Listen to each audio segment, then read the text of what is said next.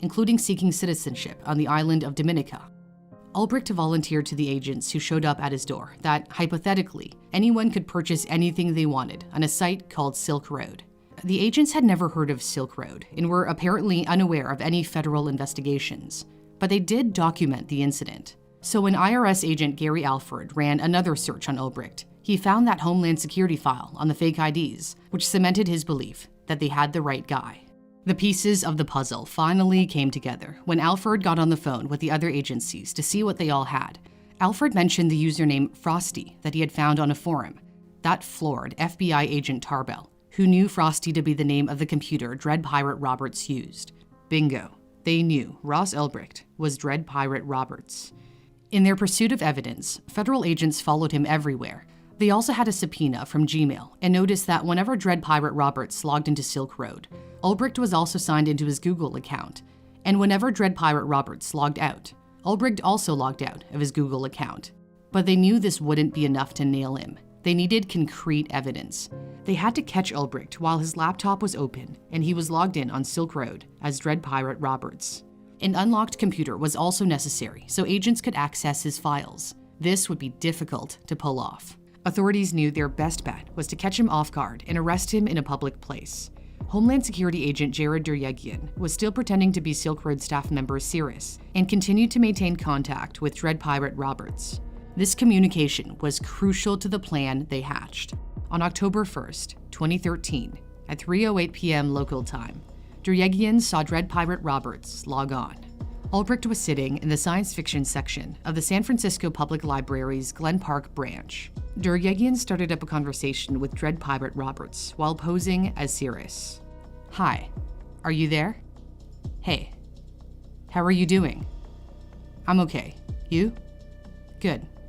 Can you check out one of the flagged messages for me?" The flagged messages were in the main administrative section that only Dread Pirate Roberts could access. Dread Pirate Roberts responded, "Sure, let me log in." "Okay. You did Bitcoin exchange before you started working for me, right?" Dread Pirate Roberts asked this for security reasons because only the real Cirrus would know the answer. Luckily for authorities, the real Cirrus had told them how to answer the security question. Agent Duryegian hoped he recalled correctly when he typed, "Yes, but just for a little bit." It was a nerve-wracking moment. "Not any more than that?" "No. I stopped because of reporting requirements." "Damn regulators, eh?" "Okay, which post?" Duryegian knew Ulbricht was now looking at an admin screen. He gave the signal to the other agents positioned in the library to make a move. A commotion soon broke out near Ulbricht. A woman yelled, "F you," as the man next to her appeared like he was about to punch her. When Ulbricht turned around to see the fight, an agent swooped in and grabbed his open laptop. At that point, Ulbricht, quote, lunges towards the laptop, and another agent walks behind him, bear hugs him. Ulbricht was arrested and taken away. The man and woman who were arguing were in fact undercover agents who created a distraction. Ulbricht's family and friends were shocked. How could the kind, fun, loving man they knew be the same person who ran a global drug bazaar? They couldn't believe it. Ulbricht was indicted on 7 charges, including distributing narcotics by means of the internet and engaging in a continuing criminal enterprise. He pleaded not guilty to all charges. The trial began on January 13, 2015, and lasted 3 weeks. Many of Ulbricht's supporters showed up, believing a guilty verdict would be a miscarriage of justice. Ulbricht's defense attorney argued he wasn't Dread Pirate Roberts, that he had given away the handle in Silk Road to someone else, but the jury didn't buy it. On February 5, 2015, a federal jury found Ross Ulbricht guilty on all 7 counts. Before sentencing, Ulbricht wrote a letter to the judge, begging for a more lenient sentence. "I've had my youth, and I know you must take away my middle years, but please leave me my old age. Please leave a small light at the end of the tunnel, an excuse to stay healthy, an excuse to dream of better days ahead, and a chance to redeem myself in the free world before I meet my maker." On May 29, 2015, U.S. District Judge Catherine B. Forrest delivered her sentence. "You were the captain of the ship as the Dread Pirate Roberts, and you made your own laws, and you enforced those laws in the manner that you saw fit. So it wasn't a world without restriction. It wasn't a world of ultimate freedom. It was a world of laws that you created. They were your laws. It is fictional to think of Silk Road as some place of freedom.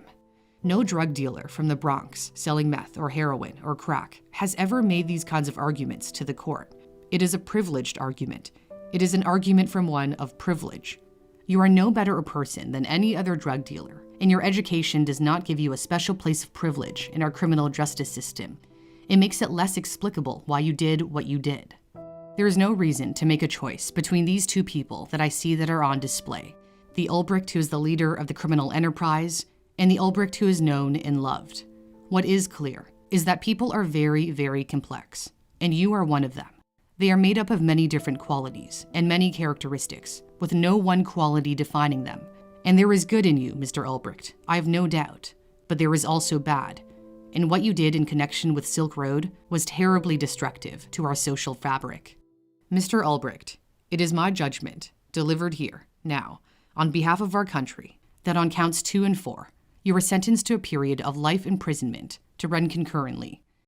On count 5, you were sentenced to 5 years imprisonment to run concurrently. On count 6, you were sentenced to 15 years imprisonment, also concurrent. And for money laundering in count 7, you were sentenced to 20 years, also concurrent. In the federal system, there is no parole, and you shall serve your life in prison.